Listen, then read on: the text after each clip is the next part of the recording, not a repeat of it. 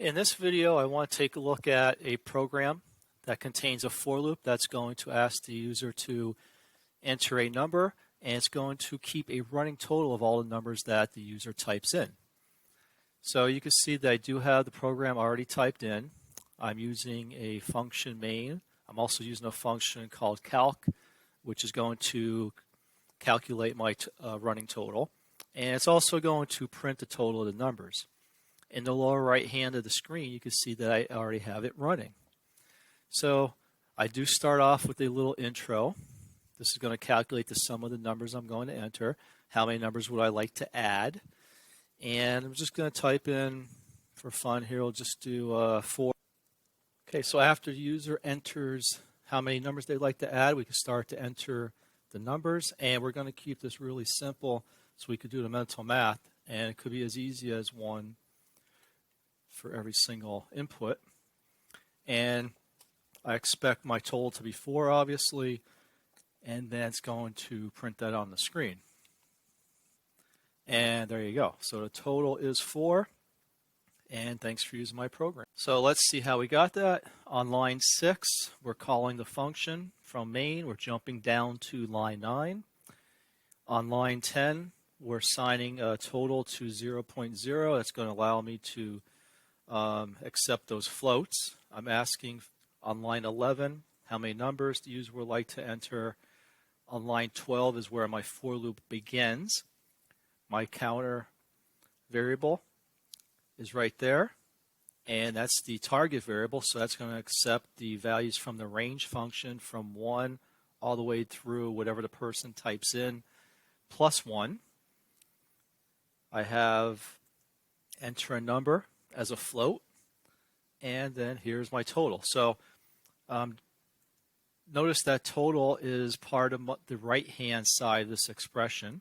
So if you do not have a value for total, the number that's entered by the user is going to be added to nothing, and that's going to cause a syntax error in Python. I want to ask the user, do they want to run this again, or do they want to enter more numbers after we printed out their total? So the way I do that is with a while loop. So I'm going to start on line 6, and I'm going to hit return so that I have a blank line 6. And so it's here where I want to put my while loop. So notice how I have answer is equal to capital Y. Line 7, I have while answer is equal to capital Y, colon.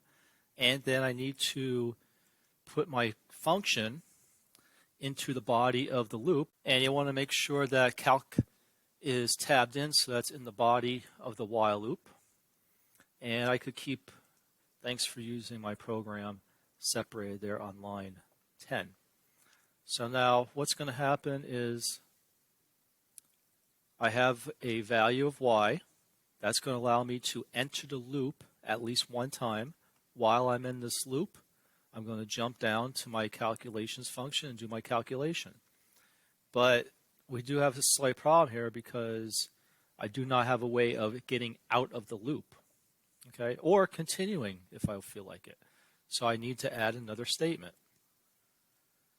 So on line 9, I added another input statement. So do I want to add another set of numbers? This is going to let the user decide, do they want to rerun this program or not. If they choose a capital Y for yes, it's going to come back around to line 7.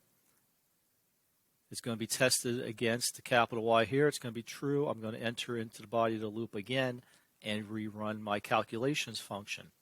If we answer basically anything else besides a capital Y, it's going to exit the loop and print thanks for using my program. So we're going to test this once again, and this time we should see some repetition. So how many numbers do I want to add? I'm going to go with 3. Enter a number. Again, keep it simple. So I know that should be 6. Do I want to add another set of numbers? Okay, you can see down at the bottom there. And I'm going to say yes, so Y. And notice how we do have the program repeating. How many numbers would I like to add? I'll just do 2 this time. Enter a number 1 and 2 should give me 3.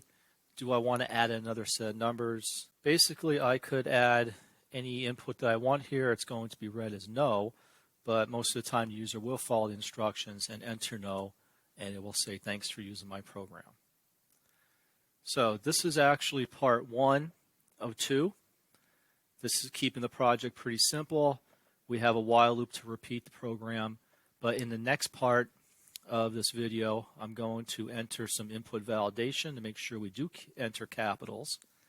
And I'm also going to add a few more advanced prompts for my input and some more advanced output. Until next time.